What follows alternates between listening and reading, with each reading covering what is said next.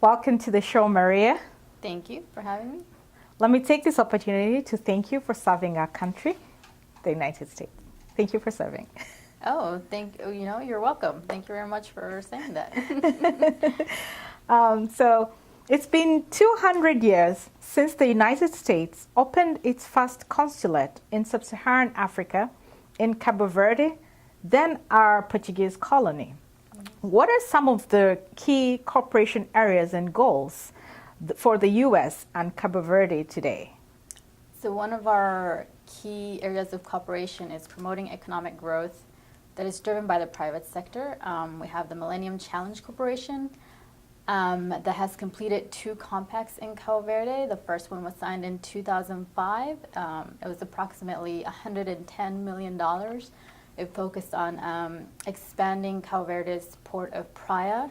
Also, it focused on building bridges and roads to promote the internal integration of Cabo Verde's markets and also to reduce transportation costs.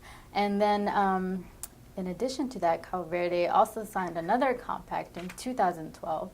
And that one focused on the water, sanitation, and land title and registration sectors. And this is all focused on promoting private investment. So Cabo Verde is the first country to complete 2 MCC compacts. So we look forward to promoting American business investment in Cabo Verde. It's a stable country, and it has the distinction of being one of the only countries to complete 2 MCC compacts. But aside from that, one of our other priorities with Cabo Verde is maritime security and strengthening Cabo Verde's maritime security capabilities.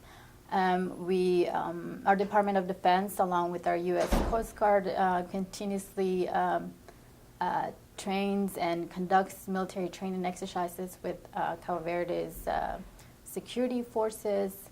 We also provided 10 harbor patrol boats in November of 2017. So these have proven to be very useful for the Cabo Verdeans. They have already conducted a rescue mission and in between the islands, which is a little bit difficult sometimes navigating from one island to the other. And so in this case, they were able to use the patrol boats when to conduct a search and rescue mission when one of the flights was not able to transport the Cabo Verdeans to this crime scene. So how many islands does Cabo Verde have? Cabo Verde has, I believe, 10 islands and 8 small islets. So are they all habitable? No, not all of them are habitable. No. All right. I was just curious. So I know you're also the focal person for Burkina Faso. So Burkina Faso is part of the Sahel G5 Regional Cooperation Framework, along with Chad, Mali, Niger, and Mauritania. What is the role of the G5 in protecting the Sahel region from extremists, and how has the United States helped with this process? Yes, so the G5 Sahel established a joint force back in February 2017, mainly focused right now on counterterrorism operations. The United States has provided, we announced, $60 million a year ago in 2017. Right now, we are up to $110 million of bilateral security assistance to the G5 Sahel Joint Force, and that will continue to grow depending on the needs that are identified by each of the G5 Sahel countries. For Burkina Faso, we will be providing approximately $46 million in bilateral security assistance. Some of that will be vehicles, training, protective equipment, so that they can conduct operations as part of the G5 Sahel Joint Force. Yes. Both Cabo Verde and Burkina Faso are eligible for preferential trade benefits under the African Growth and Opportunity Act, or what people know as AGOA. How has this program propelled economic growth in those countries? Yes, it's been a little bit difficult, for both Cabo Verde and Burkina Faso to maximize the AGOA benefits. Mm-hmm. We are using USAID's West Africa Trade Hub to help them come up with strategies to maximize their AGOA benefits. I would say that the Millennium Challenge Corporation in the long term will have had more of an impact in promoting economic growth. What is this Millennium Act that you're talking about? The Millennium Challenge Corporation, it's one of our agencies that is focused on reducing poverty through economic growth. But you know, you also have to qualify for a compact. There's a report card that comes out, and countries have to meet certain requirements in order to be eligible for this type of assistance under the Millennium Challenge Corporation Compact. And like I mentioned earlier, for Cabo Verde, we helped them expand the port of Praia.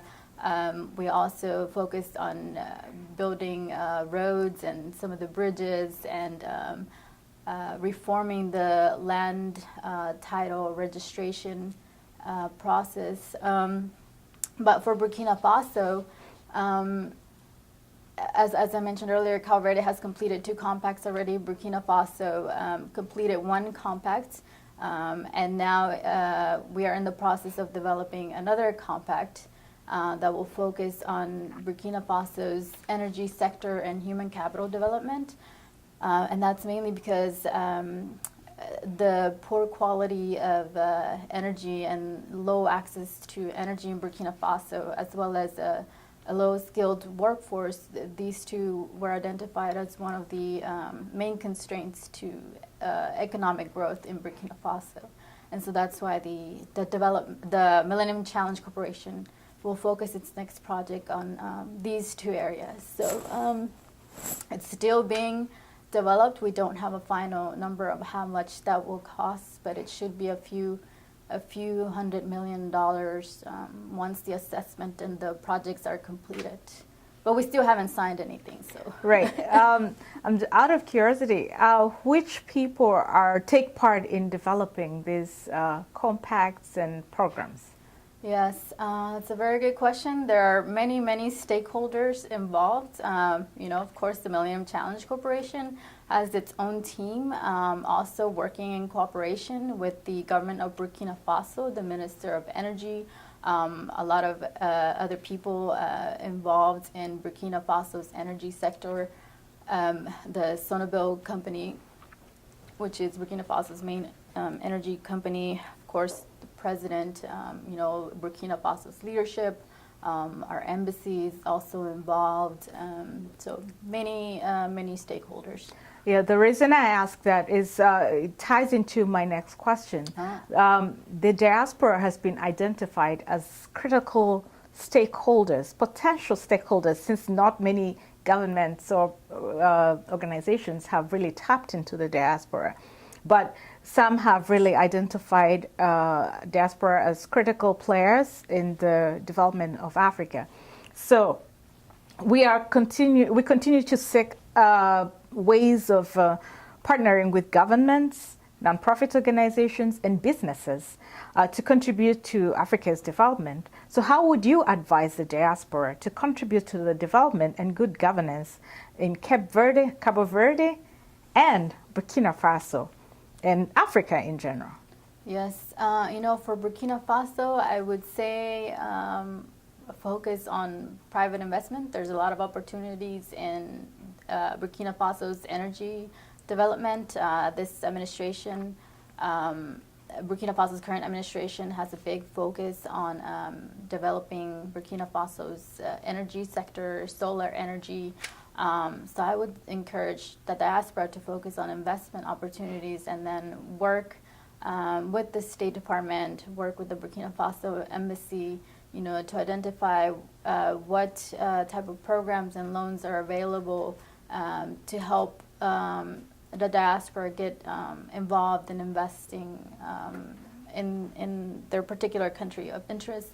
I would say the same for Cabo Verde, and I would also add, you know, collective remittances, which is one of the models is hometown associations, which Mexico has as a model, and also a few other programs. But you know, collective remittances is basically the diaspora coming together, identifying a project that they want to focus their remittances on, whether it's a clinic or a school, and focusing the funds towards that type of infrastructure. It's interesting you say that, because as Africans in Boston, we have created what we call a book of lists. We're trying to take inventory of African businesses, organizations in the New England area, a model which I think would benefit if all diaspora in the whole of the United States could adopt, so that when we identify projects with maybe by being run by the State Department or our home countries in Africa, we have a collective place where the different project implementers can tap into the capacities of the African diaspora. And I'm just wondering what other ways we could work with, say, the State Department, if the State Department is implementing projects, say, in Burkina Faso. Mm-hmm. How can you tap into what we have as the capacity we have as diaspora to implement some of those projects on the continent? Oh, okay. So, any advice on how we can work together? You know, come talk to us. Tell us about what you're interested in. Okay. Reach out to the other embassies. You know, Right. if you talk to me, talk to anyone in the State Department. You know, we could also put you in touch with our embassies overseas and just make the connection about how we can work together towards a particular project. We're certainly going to do that. I will be in touch, because we are, as a diaspora, we're hungry to for ways in which to work with to improve the ways of life of the people back on the continent. We're blessed to be in the United States. I'm a naturalized citizen, and I don't take it for granted. You know, the United States has offered so much for me to be better, to maximize my potential, and I believe that I speak for a section of African diaspora, and we're more than happy to extend some of what we have been blessed with to help develop the continent of Africa.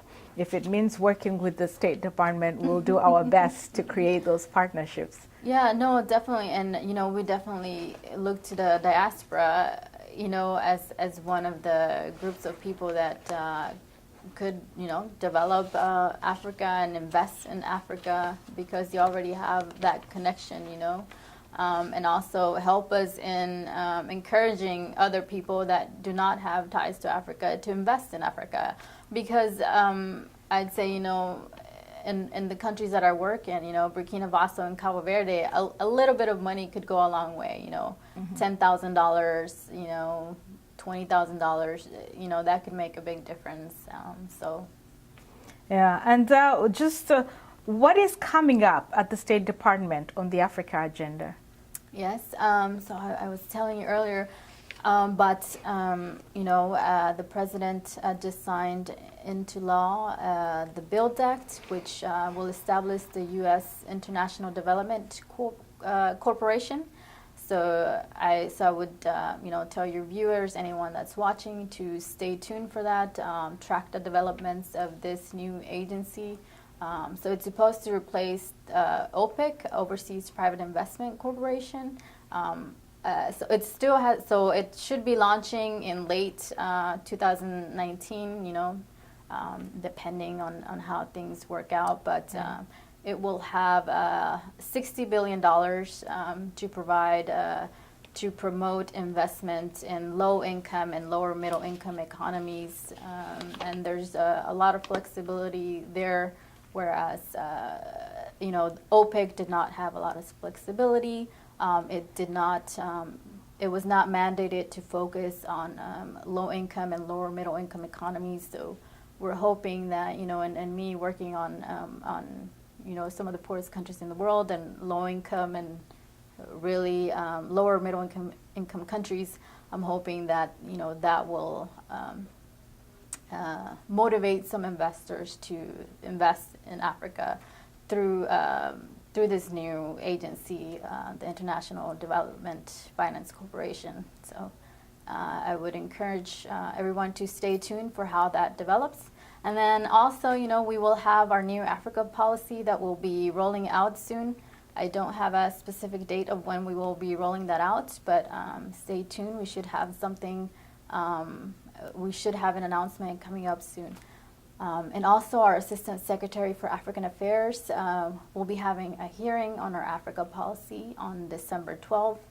He has been invited by the House Foreign Affairs Committee to provide a hearing on Africa policy. So stay tuned for that and to learn more about our policy in Africa and what we have coming up. Ms. Martinez, this has been a very informative session. We appreciate all this information because oftentimes as a diaspora and even as African governments and just citizens of the United States, we don't know what is happening behind closed doors. Mm-hmm. We don't know what is happening at the State Department. And it's very easy to assume that there is nothing going on in terms of bilateral relations with Africa. So this has been a great opportunity. Thank you for taking the time out of your very busy schedule to be my guest on Africa to You and teaching us a lot about the bilateral relations between the United States and African countries. And I hope to hear more in the future as these relations continue. And to our viewers, for more about Africa, visit africatoyou.org or email me at africatoyou.vivian@gmail.com. And you can also watch our episodes at the ActonTV YouTube channel. Thank you for watching Africa to You. Till next time.